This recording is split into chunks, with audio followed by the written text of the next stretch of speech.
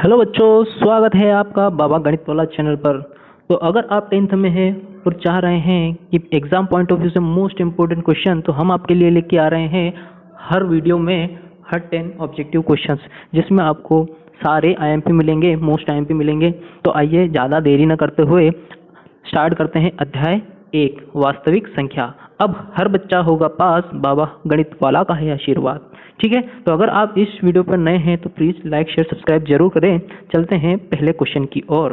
तो जो आपकी स्क्रीन पर ये रहा, हमें कहा गया है 96 96 और 404 का एचसीएफ क्या होगा। तो सबसे पहले देखते हैं बच्चों, 96 का हम अभाज्य गुणनखंड करेंगे। तो 2 चौक 8, 2 8 16, फिर क्या करेंगे 2 दूनी 4, 2 चौक 8, फिर करेंगे 2 2 एकम 2, 2 दूनी 4, फिर होगा 2 6 12, फिर होगा 2 या 6 और फिर होगा 3 एकम 3। तो हम 96 को कैसे लिख सकते हैं बेटा, 1 2 3 1 2 3 4 5 3 4 5, तो 2 की घात 5 गुणित 3 की घात 1, इस तरीके से लिख सकते हैं। अब हम करते हैं अभाज्य गुणनखंड किसका, 404 का। तो देखिए सबसे पहले 2 दूनी 4, 2 दूनी 4, फिर 2 एकम 2, 2 एकम 2 और फिर आखिरी में होगा 101 से, तो 101 एकम 101। तो इसका अर्थ है कि 404 को हम कैसे लिख सकते हैं, 2 की घात 2 गुणित 101 की घात 1। तो यहाँ से हमारे पास क्या पूछा गया है, एचसीएफ। और एचसीएफ क्या होता है, उभयनिष्ठ गुणनखंड की सबसे छोटी घात। तो देखो इसमें उभयनिष्ठ कॉमन क्या है, 3 है और 2 है, इसके अलावा ये कॉमन नहीं है, ये कॉमन नहीं है। तो सबसे छोटी घात क्या है, 2 की घात 4, 2 की घात 2, तो 2 की घात 2 होती है 4। तो इसका मतलब हमारा करेक्ट ऑप्शन क्या आ जाएगा बच्चों, आंसर नंबर 4। आई होप आपको समझ गए होंगे। अब करते हैं नेक्स्ट क्वेश्चन। अब दिया गया है कि 12 और 15 का एचसीएफ। देखिए बच्चों, इसमें हम चैप्टर वाइज ऐसे क्वेश्चन की हर 10 क्वेश्चन की स्लाइड बनाएंगे, जिसमें जो मोस्टली इंपॉर्टेंट क्वेश्चन होते हैं, जो आने ही जैसे होते हैं, हम उन्हें डिस्कस करेंगे। ठीक है, तो देखिए यहाँ पर भी 12 और 15 का एचसीएफ पूछा गया है। अब आपको बेटा मैं एक चीज़ बता दूं कि अगर 12-15 की जगह 15 या 17 आ जाए या 36 या 24 आ जाए, तो हमें पैटर्न पता होना चाहिए कि हम क्वेश्चन किस तरीके से करेंगे। तो जरा देखो कि सब में एक ही पैटर्न चल रहा है। सबसे पहले हमें अभाज्य गुणनखंड करना है। तो 2 6 12, 2 तिया 6 और 3 एकम 3। तो हम 12 को कैसे लिख सकते हैं बेटा, 12 को लिख सकते हैं 2 की घात 2 गुणित 3 की घात 1। अब उसके बाद हम करेंगे 15 से। तो 15 को कैसे लिख सकते हैं, 3 3 पंजे 15 और 5 एकम 5। तो 15 को कैसे लिखा जा सकता है, 15 को लिखा जा सकता है 3 गुणित 5 की घात 1। अब एचसीएफ का मतलब होता है कि उभयनिष्ठ अभाज्य गुणनखंड की सबसे छोटी घात। तो सबसे देखो उभयनिष्ठ कौन है, मतलब कॉमन कौन है, एक तो 3 है और यहाँ पर भी 3 है, दोनों में कॉमन है, ये कॉमन नहीं है। तो देखो इसमें सबसे छोटी घात क्या है, 3। तो इसका करेक्ट आंसर क्या आ जाएगा बच्चों, इसका करेक्ट ऑप्शन आ जाएगा 3, हमारा करेक्ट ऑप्शन है। चलते हैं अगले ऑब्जेक्टिव की तरफ। तो यहाँ पूछा गया है कि 2 संख्याओं का गुणनफल 32 है, तो उनका एलसीएम 8 है, तो हमें एचसीएफ निकालना है। देखिए बच्चों, ये बार बार क्वेश्चन रिपीट इसलिए होते हैं क्योंकि इस तरीके के एचसीएफ और एलसीएम के क्वेश्चन तो एमपी बोर्ड की एग्जाम में कॉपी पेस्ट होते हैं, मतलब छप चुके हैं इस टाइप के क्वेश्चन। बस इसमें एक अंतर है, डिजिट चेंज होती है, बाकी पैटर्न सेम रहता है। ठीक है, तो देखो हम मान लेते हैं कि मेरे पास ए एक संख्या है और बी दूसरी संख्या है, तो मैंने ए और बी को 2 संख्या मान लिया है। ठीक है, तो उन्होंने कहा है कि 2 संख्या का गुणनफल 32 है। तो अगर a गुणित b का गुणनफल 32 है और कहा गया है कि एलसीएम किसका, a कॉमा b का कितना दिया हुआ है, 8 दिया हुआ है, तो मुझे एचसीएफ निकालना है किसका बच्चों, a कॉमा b का क्या होगा। तो देखो हमें सूत्र पता है, क्या सूत्र पता है कि एचसीएफ किसी 2 नंबर का और एलसीएम किसी 2 नंबर का बराबर होता है इन दोनों के गुणनफल और नंबर के गुणनफल के। ठीक है, ये हमारे पास एक सूत्र होता है बच्चों। ये सूत्र भी ऑब्जेक्टिव में कभी आपसे पूछ लिया जाता है। ठीक है, तो आप इस चीज़ का ध्यान रखें। अब देखो एलसीएम निकालना है, तो एचसीएफ a कॉमा b और गुणित एलसीएम कितना दिया हुआ है बच्चों, एलसीएम हमें दिया हुआ है 8। क्या दिया हुआ है, 8। तो यहाँ रखेंगे 8 और इसका दोनों का कितना है 32, दो संख्याओं का गुणनफल कितना है बच्चों 32। तो हम इसको भाग में ले जाएंगे तो HCF A, B बराबर कितना हो जाएगा 32/8, तो 8 चौक 32, तो सही आंसर क्या आ जाएगा बच्चों 4। तो देखिए करेक्ट ऑप्शन कहाँ है 4, हमारा क्या हो जाएगा ऑप्शन नंबर ए करेक्ट हो जाएगा। ठीक है बच्चों, अब करते हैं नेक्स्ट क्वेश्चन।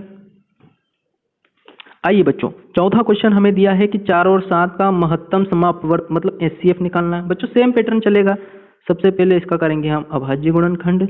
तो 2 दूनी 4, 2 एकम 2, तो 4 को कैसे लिख सकता हूँ 2 की घात 2 गुणित 1। अब बारी आती है 7 की, तो 7 क्या हो जाएगा 7 एकम 7, तो 7 को कैसे लिख सकता हूँ 7 की घात 1 और 1। अब इन दोनों में HCF के लिए हमें क्या देखना पड़ता है कॉमन देखना पड़ता है।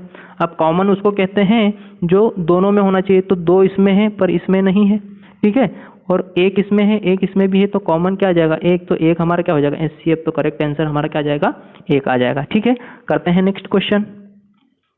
अब नेक्स्ट क्वेश्चन क्या दिया है, पांचवा सवाल हमें क्या कहा गया है बच्चों कि संख्या 5, 15 और 20 के लिए LCM निकालना और HCF निकालना, दोनों निकालना है और उसका अनुपात निकालना है। तो बच्चों एक बात मैं बता दूं कि अनुपात का मतलब ये होगा कि हमें LCM और इसको डिवाइड करना है, HCF को डिवाइड करना है, मतलब इसकी वैल्यू निकाल के इन दोनों को डिवाइड करेंगे तो हमें क्या मिल जाएगा, हमें मिल जाएगा इनका अनुपात। तो सबसे पहले तो हम क्या निकालेंगे इनका अभाज्य गुणनखंड। तो 5 का क्या होगा 5 एकम 5, तो ये 5 को तो सिंपली 5 और गुणित 1 लिख सकते हैं। ठीक है, फिर उसके बाद आती है 15, तो ये 3 से जाएगा 3 पंजे 15, फिर 5 से जाएगा तो 5 एकम 5, तो 15 को मैं कैसे लिख सकता हूँ 15 को मैं लिख सकता हूँ 3 गुणित 5। उसके बाद किसकी बारी आ रही है बेटा, उसके बाद बारी आती है 20 की। तो 20 को मैं कैसे लिख सकता हूँ 20 को 2 धाम 20, 2 पंजे 10 और 5 एकम 5, मतलब 20 को मैं ऐसा लिख सकता हूँ 2 की घात 2 गुणित 5 की घात 1।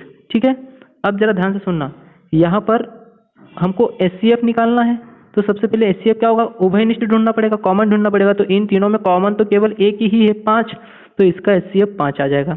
फिर LCM में क्या होता है कि जो कॉमन है, जो भी कॉमन है उसकी सबसे बड़ी घात, तो देखो कॉमन क्या है 5 1, तो ये कॉमन है पर इन सबकी घात क्या है एक ही है, तो 5 आ जाएगा, प्लस जो बच गए हैं उनका भी हमें क्या करना है मल्टीप्लाई करना है। तो 2 की घात 2 मतलब 4, ये कितना आ जाएगा 5 चौक 20 3 60।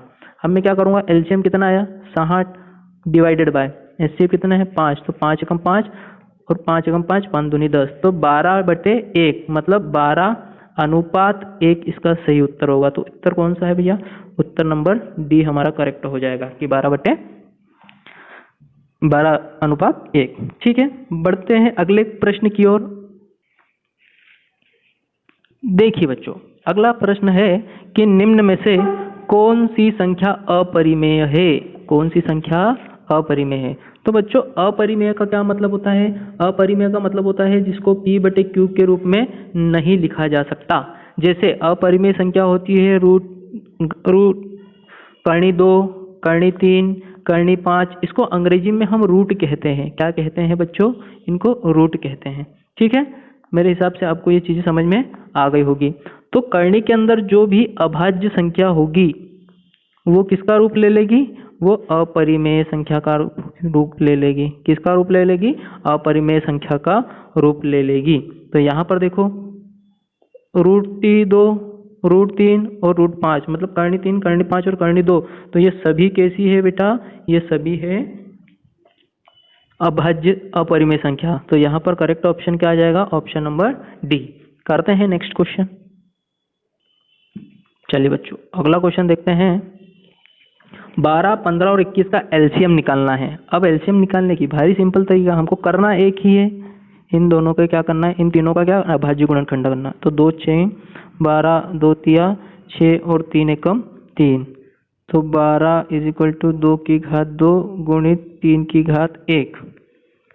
ठीक है, और यहाँ क्या आएगा 15 3 पंजे 15, 5 एकम 5, ये कितना हो जाएगा 15 को क्या लिख सकता हूँ 3 गुणित 5 लिख सकता हूँ। उसके बाद बारी आती है 21 की, तो 21 कितना है 3 7 21 और 7 एकम 7, मतलब 21 को मैं कैसे लिख सकता हूँ, 3 गुणित 7। अब हमें क्या निकालना है बच्चों, इसका एलसीएम निकालना है। तो एलसीएम हमको पता होता है कि जो उभयनिष्ठ है, जो पहले से उभयनिष्ठ, देखो कॉमन कौन है, एक तो 2 है और कहीं पर है नहीं है, इसका मतलब 2 कॉमन नहीं आएगा। 3 को चेक करो, 3 यहाँ पर भी है, 3 यहाँ पर भी है और 3 यहाँ पर भी है। तो जो कॉमन है उसकी सबसे बड़ी पावर, तो सबसे बड़ी पावर तीनों की 1 1 है, ठीक है। उसके बाद में देखो ये 2 और कहीं है नहीं, तो 2 की पावर 2 हो जाएगा, मल्टीप्लाई 5 और मल्टीप्लाई 7। तो यहाँ से हम एक बात शायद देखेंगे कि 3 और 2 दूनी 4 और 7 पंजे 35। अब 35 चौक 35 दूनी 140 और 140 तीर कितने होते हैं, 4 तीर 12 का 2 हासिल का 1, 3 और 1 4, 420। तो बेटा इसका करेक्ट आंसर होगा 420। तो हमको इस तरीके से ये क्वेश्चन को सॉल्व करना है, इस टाइप से, ठीक है। चलते हैं अगले क्वेश्चन की ओर। चलिए, दो संख्याओं का गुणनफल 135 दिया हुआ है और पूछा गया है कि उनका एचसीएफ 3 है, तो एलसीएम निकालो। सिंपल, अभी हमने फॉर्मूला डिस्कस किया था कि एचसीएफ किन्हीं दो संख्या का गुणित एलसीएम किन्हीं दो संख्या का बराबर होगा किसके, ए क्रॉस बी के, ठीक है। तो क्या होगा, आइए बच्चों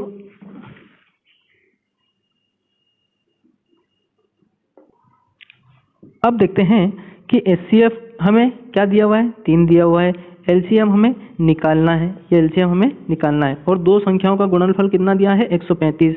तो एलसीएम हमें निकालना है और दो संख्याओं का गुणनफल दिया है 135। तो अब क्या करेंगे कि एलसीएम a, b बराबर हो जाएगा 135/3, ठीक है। तो ये क्या हो जाएगा, 3 चौक 12 और 3 पंजे 15, तो इसका एलसीएम हो जाएगा 45। तो कहाँ है बच्चों करेक्ट ऑप्शन, तो करेक्ट ऑप्शन ए इज सही, करेक्ट है, ठीक है। करते हैं नेक्स्ट क्वेश्चन।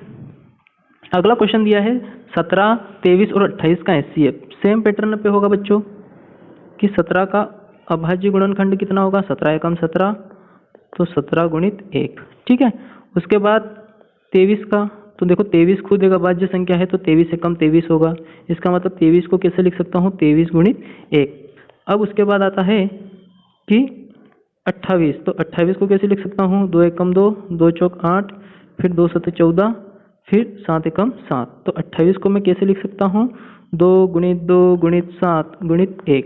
अब एक चीज हम यहाँ देख पा रहे हैं कि इसमें कोई भी कॉमन नहीं आ रहा है सिवाय किसके, 1 के। तो यहाँ पर इसका सही उत्तर क्या हो जाएगा बच्चों, ए फॉर आगरा हमारा करेक्ट आंसर हो जाएगा। करते हैं नेक्स्ट क्वेश्चन। अब 11 और 13 का एचसीएफ निकालना है। तो बच्चों मेरे हिसाब से आपको ये होमवर्क में कर लेना चाहिए, पर फिर भी कुछ बच्चों के लिए मैं करवा देता हूँ। जैसे हम जानते हैं कि 11 का अभाज्य गुणनखंड क्या होगा, 11 एकम 11, और 11 और 13 अभाज्य गुणनखंड है या अभाज्य संख्याएं हैं। 11 और 13 क्या है बच्चों, अभाज्य संख्याएं हैं, तो इनका एचसीएफ हमेशा कैसा आएगा, 1 आएगा। तो इसका करेक्ट ऑप्शन हो जाएगा डी। तो बच्चों इस तरीके से हम क्या करेंगे कि हर दिन 10-10 क्वेश्चन करते रहेंगे जो हमारे मेन ऑब्जेक्टिव्स होंगे। उसके बाद में हम मोस्ट आईएमपी जो चैप्टर्स के क्वेश्चन है उसको सॉल्व करेंगे ताकि आपकी तैयारी बेहतर हो सके। अगर आप इस चैनल पर नए हैं तो सब्सक्राइब जरूर करें ताकि जो अगला वीडियो है आप तक पहुंच सके। तब तक के लिए जय हिंद,